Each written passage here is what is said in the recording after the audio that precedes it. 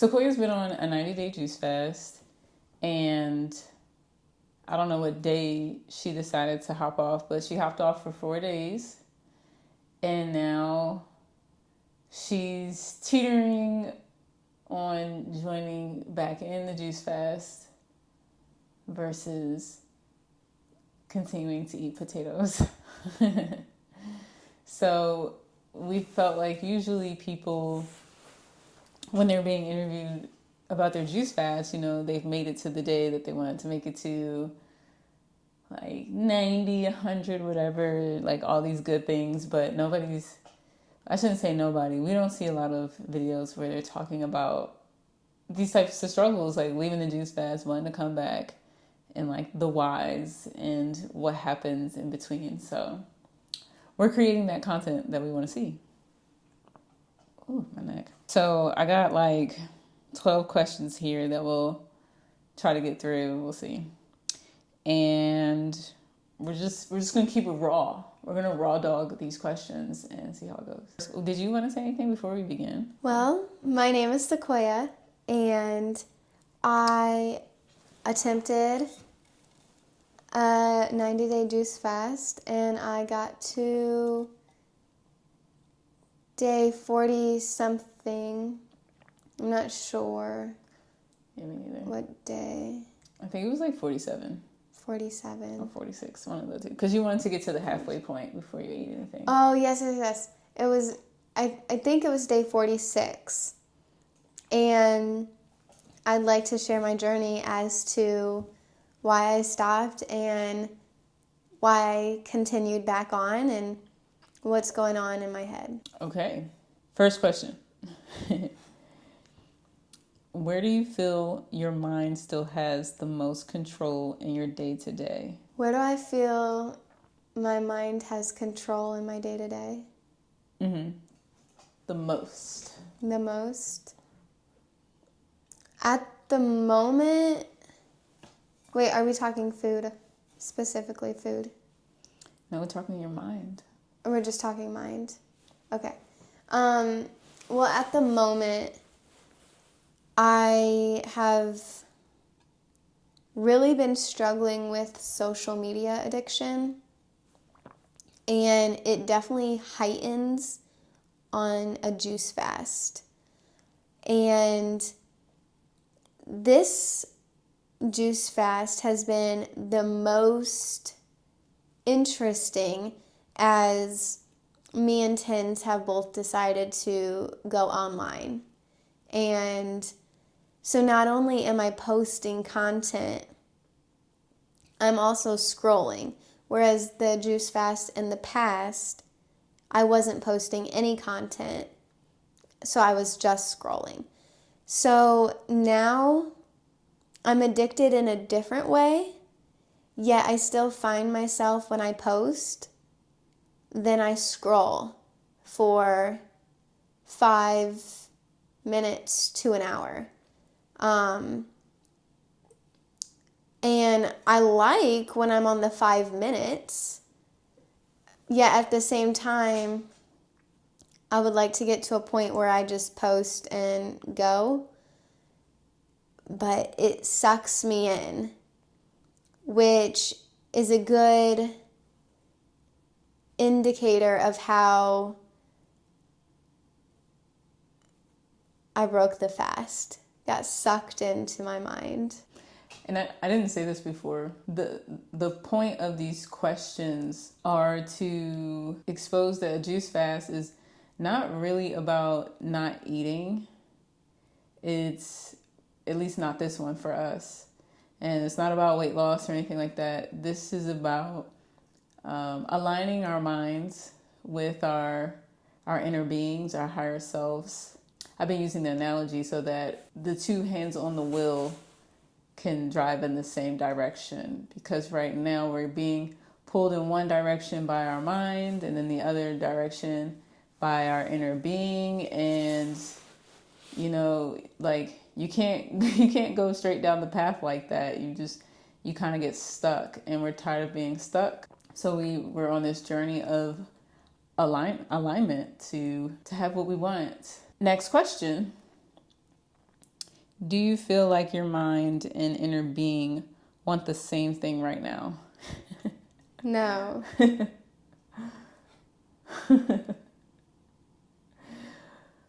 What do they want? My mind wants to eat a potato. Ooh. I love potatoes. They're my favorite food. And I miss them deeply. And I just had one yesterday. I could go on about potatoes, but my being wants to break free of needing to find something outside of myself to feel comforted, to feel that safety. And I have found that food has been a safety net for me for many years, probably my entire life. I mean, when you think about it, babies are crying when they're hungry. And then you shove a bottle down their face and they stop crying. And it's kind of been taught. Reinforced? Huh? Like reinforced Yeah. over the years? Yeah. Yeah, and we're not really taught how to fully understand our emotions and how to work on them, our emotions and our actions and everything. We're not taught. And if you are, that's amazing, but I was not taught. And so I went to food for comfort, starting as young as I can remember. And still to this day, I go to food for comfort. Mm-hmm. Yet the food I choose is very different. It's no longer Gushers and Pop-Tarts and stuff. Yeah. And now it's a potato, which is great. It's a vegetable. That's great. But that root cause is still there. And that's what I'm looking to heal and rise above. What have you noticed about how your mind reacts when things slow down? Like today, it was just you. There was no me for hours. What do you mean by slow down? Like, you're not in horse shows back to back with no moment to rest, and then you have to juice, and then you're leaving, and then you're at school. Like, you really could have done nothing today. So life just slowed down. Yeah. And how do I feel about those times? Yeah. How have you noticed your mind reacts? I feel when times are slow, it's my worst enemy. I feel a deep depression because pretty much my whole life I've been on this go, go, go due to either fear or fun. It's two ends of the stick, is fear and fun. And I love to stay moving. I love to do my horse shows. I love to hang out with people. I love doing things. Like that brings me excitement, going out with people and friends and just things, activities. On the other side, I've been on the go, go, go because of fear. Fear of if I don't work, will I have enough finances? Fear of sitting down and resting too long due to being taught that that's lazy. And it's kind of like this weighted scale. So specifically talking about today, when I just had so much free time, Tenzyn was gone all day. I was just alone inside with my thoughts. I mean, it was wild. Terrible, actually. I personally, in this moment in time, do not enjoy being alone. And that's something I need to work on because I need to love being by myself, just with myself, yet I try to push my mind away. Unless I'm chilling and just like reading a book, like but that's doing something. Yeah. But, like, what I mean is... Just being. Like, if I'm just being, just sitting, just... Yeah, just being. I guess I was going to say doing, but I'm like, ooh. Being is hard for me. Being is something I need to learn. It's difficult. Yeah. Well, I don't know if it's difficult, but we've been so far removed from that. Even babies struggle with it these days. Yeah. They can barely be without crying and having a parent shove a light-up toy in their face. Or an iPad or something. Yeah, and I don't know if I had to be as a baby. My mom was there. Like, I know she was there. So. She was like, oh my God. Oh my God, my baby! What's one thing you thought you'd be over by now, but you're still working through it? Fear of abandonment. Oh, yeah, we did discuss that earlier. Abandonment issues or abandonment wounds run very, very deep within me. And I thought I'd be over it by now. I personally thought when I turned 18, all of my abandonment issues would magically go away because I turned an adult. Unfortunately, I woke up on my 18th birthday and they were still there. I know, so, right? Like, such a disappointment. Yeah, and I had no idea how to work on myself. And I moved in to an apartment and I moved across the country by myself. And I was on this fight or flight year of my life. And I'm just like, whoa. So I didn't work on myself. And I met Tenzyn during the process. And then I worked on us. And I didn't work on myself. And then we had cats. And I focused on me and Tenzyn and cats. And then I focused on my job. And then next thing I know, it's been 5 years together. And I'm like, who am I? What have I done? You were kind of, it sounds like to me you were following down your mom's footsteps. Yeah. Like, yeah, totally. Focusing on everything else but you. But me. So this whole time I recognized today that I've been abandoning myself for years. And when I look at some of my most difficult childhood traumas, it was abandonment. And I didn't really comprehend until this year how much being adopted completely affected me. And I still had this deep wound of why wasn't I enough? Why didn't my dad want me? And so this has been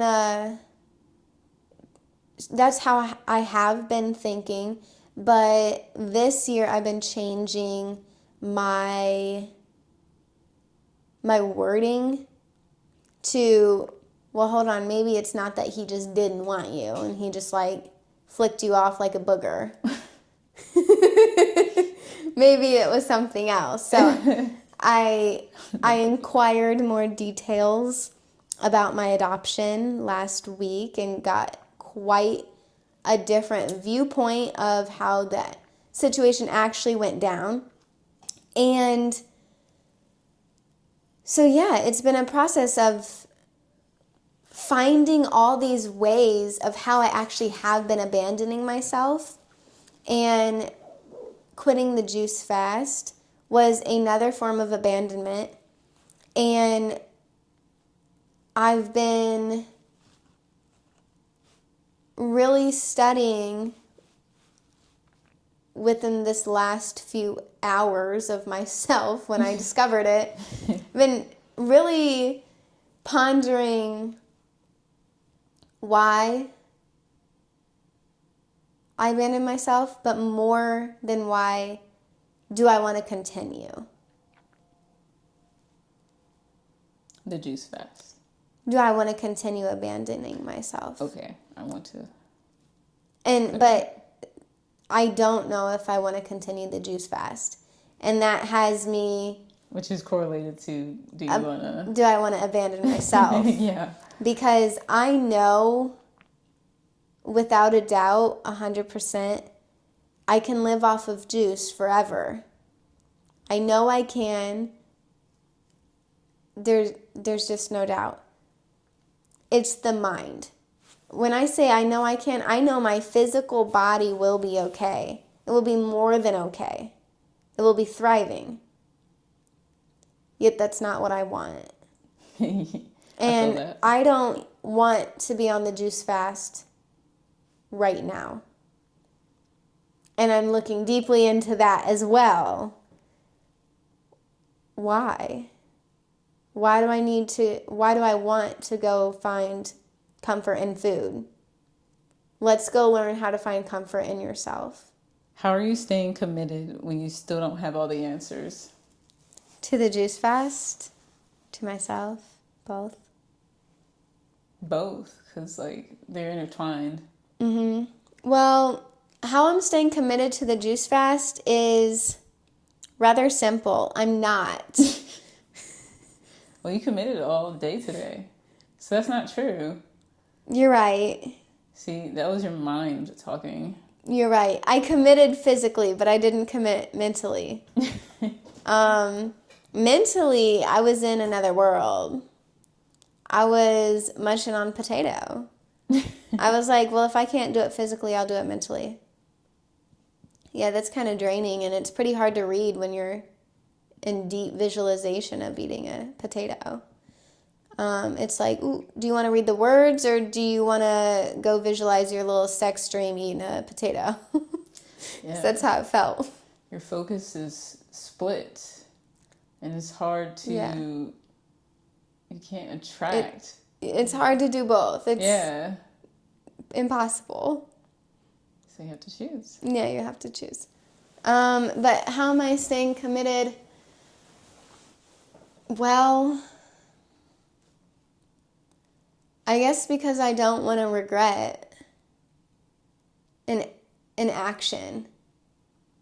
I'm the creator of my own story, and I don't want to say, oh yeah, I quit. Why? Oh, well, how long do you have? You want the real truth, or you want hey, how you doing? Good, bye. What?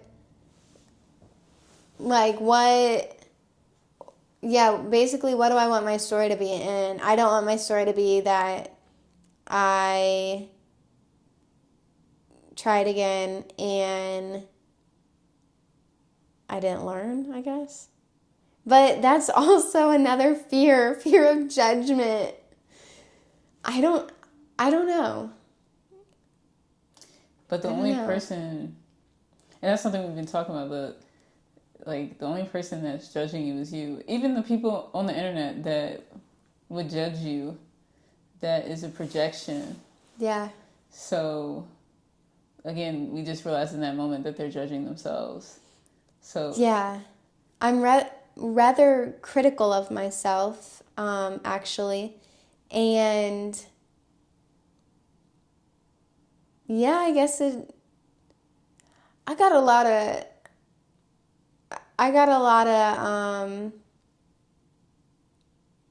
growth.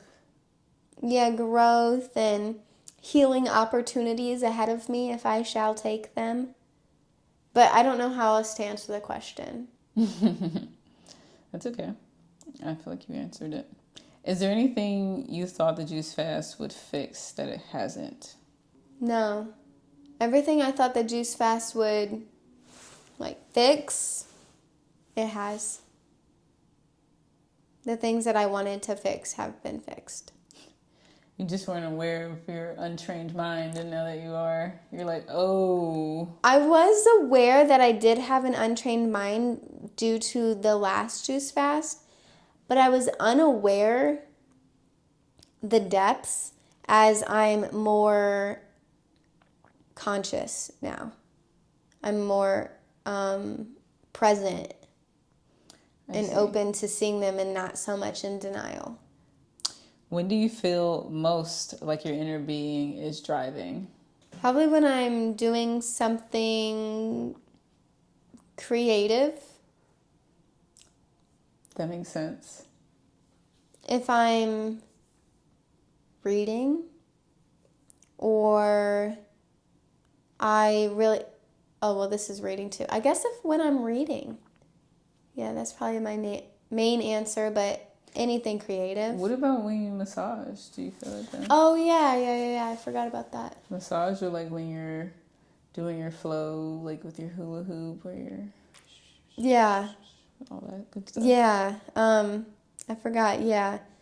When I massage, my mind goes blank.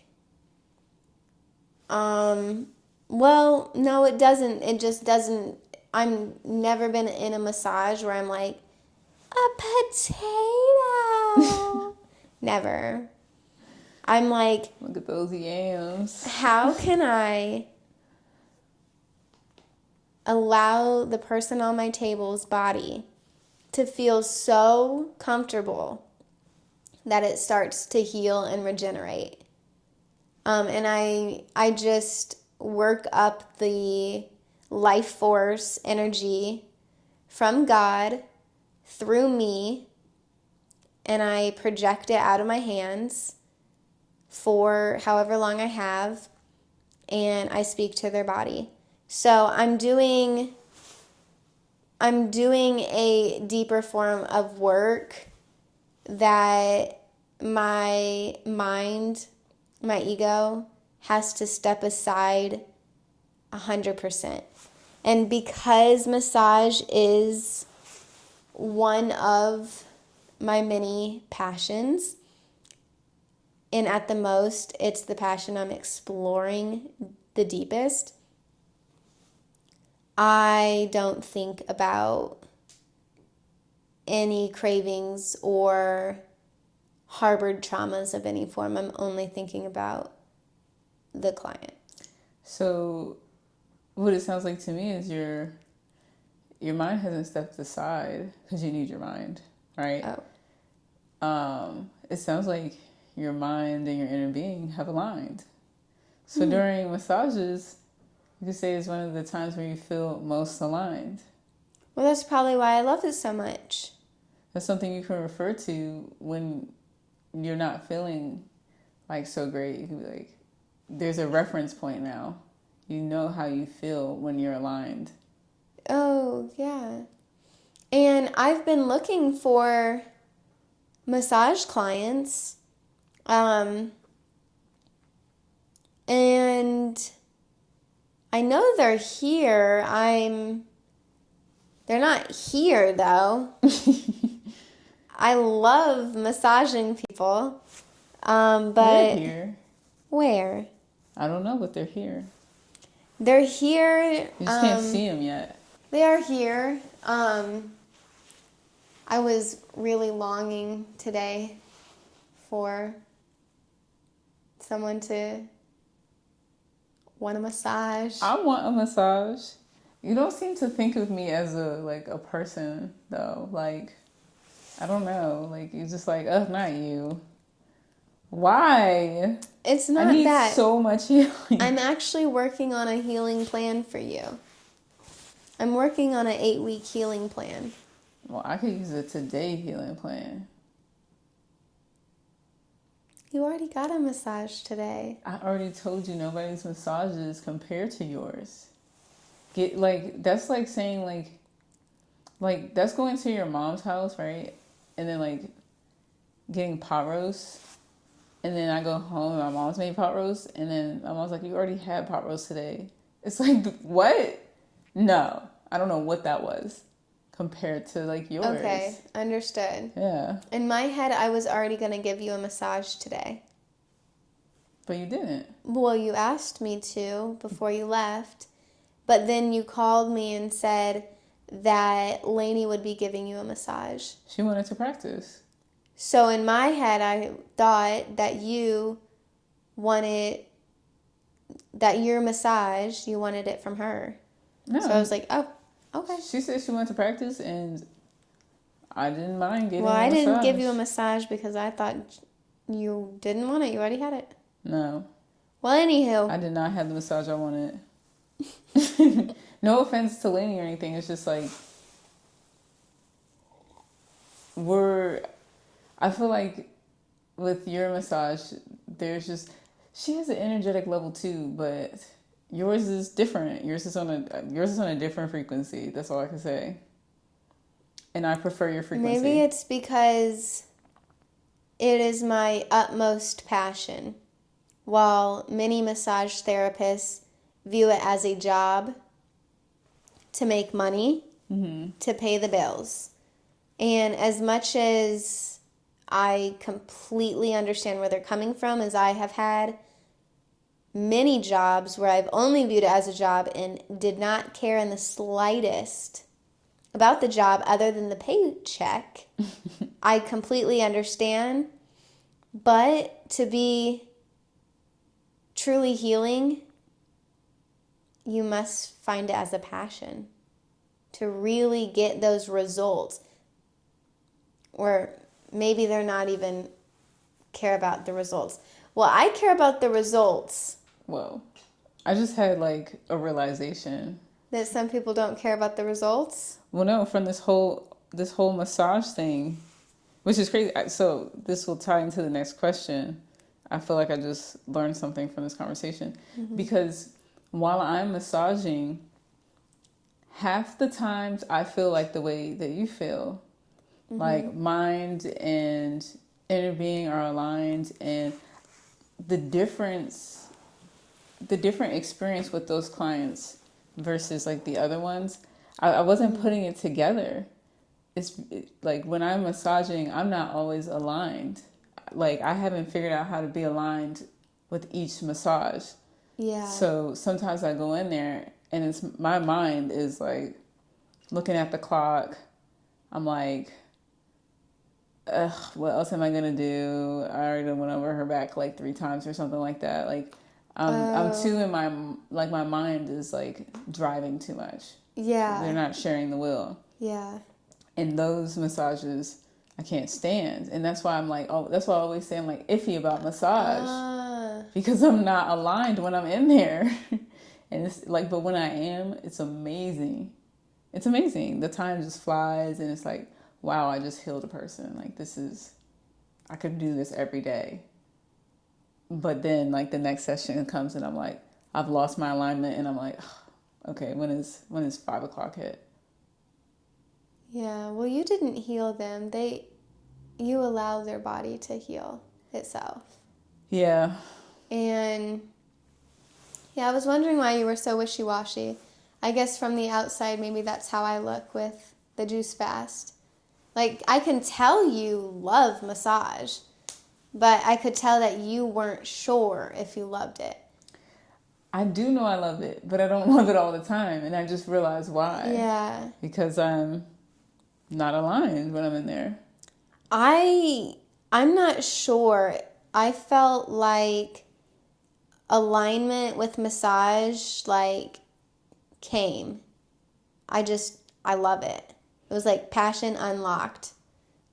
So thankfully I don't have that experience often. I did though not too long ago because I had to shit so bad. In the middle of the massage, 15 minutes in. It was a 90-minute massage, 15 minutes in. And I was like, oh my God. Jesus Christ. I was over here massaging her back like, just breathe, Sequoia. You're almost done. And then I was like, okay, this woman does not deserve me to be thinking for the next hour and 15 minutes that you're almost done. So I paused it and made a beeline to the bathroom because I was on the juice fast, so I was sharting. I washed my hands. And I came back and I said, wow, that was a crazy shit. Let's get started. I'm just kidding. I acted as if that did not happen. I'm just like, okay, key unlocked. I need to get some type of, I need to do something before massage, like to make sure that I'm in my best alignment possible. Maybe breathe. I do be breathing. I mean, I don't... Intentionally? No, I'm not intentionally. Obviously, you're breathing and you're dead right now. Yeah, I'm just like, oh, okay. That's about to change some things for me. And I do notice, like you said, like, she doesn't deserve to have you thinking about you're almost done. Yeah. And when I have that type of mindset, that's when I have the best massages. Like, when I'm really just thinking about that person and really only about them and their well-being, really nothing else. Except my well-being too, I guess, because I don't want to hurt while I'm giving the massage. Yeah, and as a client, I can feel if the massage therapist wants to be there or not. Yeah. Maybe I'm sure all clients cannot feel this, but I can easily feel. I can too. It's like it's night and day. You just feel there's like no love in the touch or anything. It's just like slaps hands down and it's like gets to rubbing. Yeah. And it's like get out next. Yeah, I have stopped massages and said, forget it. This is terrible. I should have done that. Like, I don't want you touching me anymore. My energy is sacred, and your poisonous thoughts. That's exactly what it feels are like. infecting my energy field. Yeah. Please leave the room as I get changed. Thank you. Well said. Well said. So, what's something your inner being is teaching you right now that your mind doesn't fully accept yet? That being playful and creative is actually the way to success. The way success looks like for me is play. It is creative. It's not like very strict and rigid. It's like bouncy and flowy, and it's not really having a 5-year plan, not knowing what I want for the future, but knowing that I will be completely okay and thriving because I am in alignment with my creativity.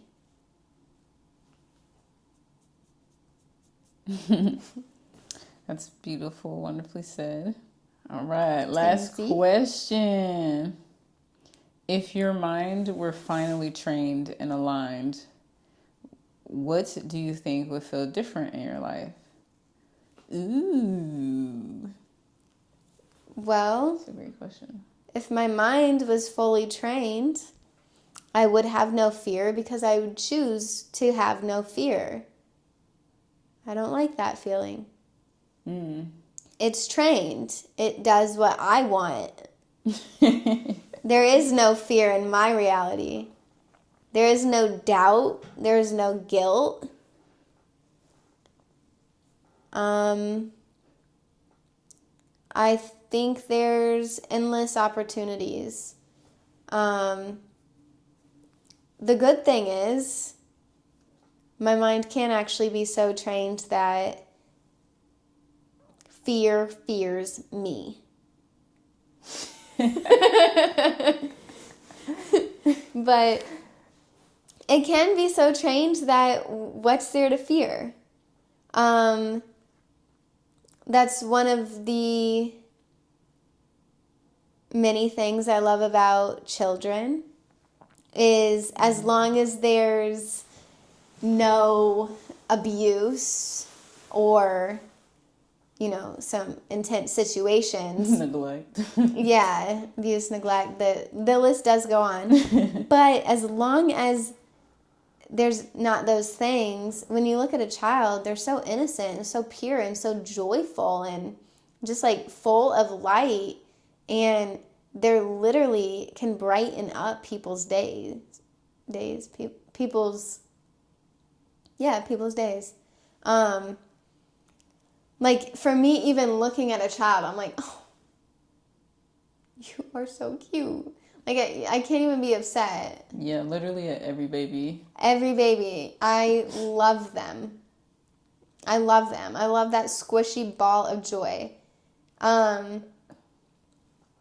And I know that I was once one of those children, and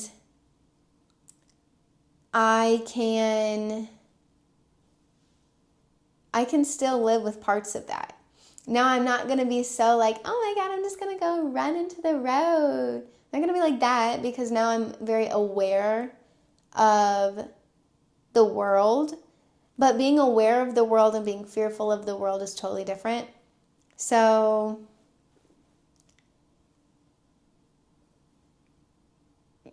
yeah, I guess I would have less fears, less guilt, less shame, all of that. I'd be more joyful, and I can choose that today. Amen. Snap, snap. Amen.